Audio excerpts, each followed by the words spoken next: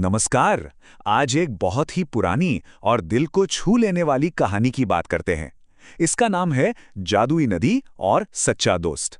तो चलिए इस कहानी में जरा उतर के देखते हैं। तो कहानी की शुरुआत होती है एक गांव से, जहां रहते थे दो जिगरी दोस्त। पर उनकी जिंदगी में ना एक ऐसी मुसीबत आ जाती है जो सब कुछ बदल के रख देती है। आखिर ऐसी क्या मुसीबत थी वो? आइए पता करते हैं। तो सबसे पहले बात करते हैं कहानी के जो मेन कैरेक्टर्स हैं उनके और उनके अटूट रिश्ते के बारे में। ये कहानी है आरव और विवान की। और देखिए, उनकी दोस्ती कोई ऐसी वैसी दोस्ती नहीं थी। इतनी गहरी थी कि पूरा का पूरा गांव उनकी मिसालें देता था। मतलब बचपन से ही खेलना, पढ़ना, यहां तक कि खेतों में हाथ बटाना, सब कुछ साथ में। उनका साथ वाकई अटूट था। अब कहानी में एक बड़ा ही दिलचस्प मोड़ आता है। एक पुरानी कहानी और एक भयानक मुसीबत इन दोनों दोस्तों को एक बहुत मुश्किल सफर पर निकलने के लिए मजबूर कर देती है। गांव के पास ही एक घना जंगल था और कहते थे कि उसके बीचों बीच एक जादुई नदी बहती है। ऐसी मान्यता थी कि अगर कोई सच्चे दिल वाला इंसान उसमें नहा लेना तो उसकी कोई भी एक इच्छा पूरी हो जाती है। लेकिन उस नदी तक पहुंचना कोई बच्चों का खेल नहीं था। रास्ता खतरनाक जानवरों और ना जाने कितनी मुश्किलों से भरा हुआ था। और फिर वो मुसीबत आ ही गई जिसका डर था। गांव में इतना भयानक सूखा पड़ा कि खेत बंजर हो गए, जमीन में दरारें पड़ गईं और लोग पानी की एक एक बूंद के लिए तरसने लगे।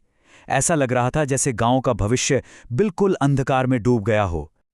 ऐसी मुश्किल घड़ी में आरव और विवान ने एक बहुत बड़ा फैसला किया। उन्होंने ठान लिया कि वो अपने गांव को बचाने के लिए उस खतरनाक सफर पर निकलेंगे और उस जादुई नदी को हर हाल में ढूंढ निकालेंगे। तो बस यहां से शुरू होता है उनका वो मुश्किल सफर। चलिए देखते हैं कि कैसे उन्होंने मिलकर इन मुश्किलों का सामना किया। उनका ये सफर पूरे 3 दिन चला। पहले ही दिन एक भूखे शेर ने उनका रास्ता रोक लिया, लेकिन आरव की हिम्मत के आगे उसे भागना पड़ा।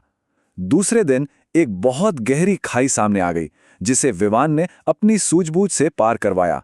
और तीसरे दिन तक दोनों बुरी तरह थक चुके थे, पर एक दूसरे का सहारा बनकर वो आगे बढ़ते ही रहे। इतनी सारी मुश्किलों को पार करने के बाद वो अपनी मंजिल तक पहुंच तो गए, लेकिन असली परीक्षा तो अब शुरू होनी थी। और आखिरकार उनकी मेहनत रंग लाई। उन्होंने उस जादुई नदी को ढूंढ ही निकाला, जिसका पानी सुनहरी रोशनी में चमक रहा था। वो नजारा सच में देखने लायक था, अद्भुत। जैसे ही वो नदी के पास पहुंचे, एक रहस्यमयी आवाज गूंजी, जिसने उनके सामने एक बहुत बड़ी शर्त रख दी। आवाज ने कहा, सिर्फ एक ही इच्छा पूरी होगी, सोच समझकर मांगना। अब सोचिए, दो दोस्त, एक ही मकसद और मौका सिर्फ एक।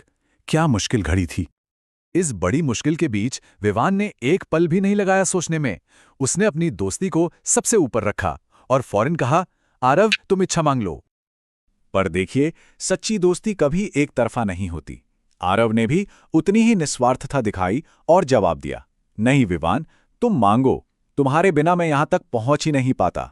यही तो थी उनकी दोस्ती की असली परीक्षा, और दोनों ही इसमें खरे उतरे।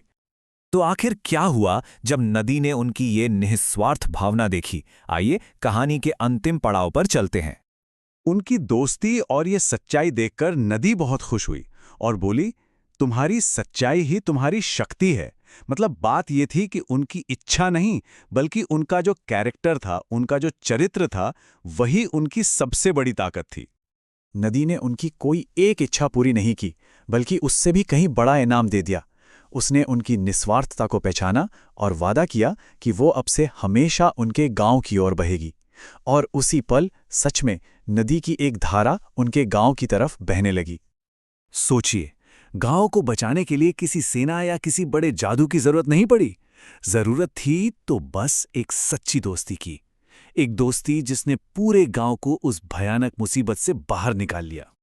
और फिर गांव में पानी लौट आया, बंजर खेत फिर से हरे भरे हो गए और लोगों की जिंदगी में खुशियां लौट आईं। और आरव और विवान, उनकी दोस्ती की कहानी तो एक मिसाल बन गई, जिसे आने वाली पीढ़ियों ने हमेशा याद रखा। तो इस पूरी कहानी का सार, इसका मतलब बस यही है कि सच्ची दोस्ती और निस्वार्थता से बड़ी कोई ताकत, कोई शक्ति है ही नहीं। यही वो चीजें हैं जो किसी भी मुश्किल से पार लगा सकती हैं। ये कहानी एक सवाल छोड़ जाती है कि किसी की अपनी सबसे बड़ी शक्ति क्या होती है। क्या वो हिम्मत है, ज्ञान है, या फिर आरव और विवान की तरह किसी रिश्ते की सच्चाई? इस सवाल पर सोचने के लिए आज यहीं रुकते हैं।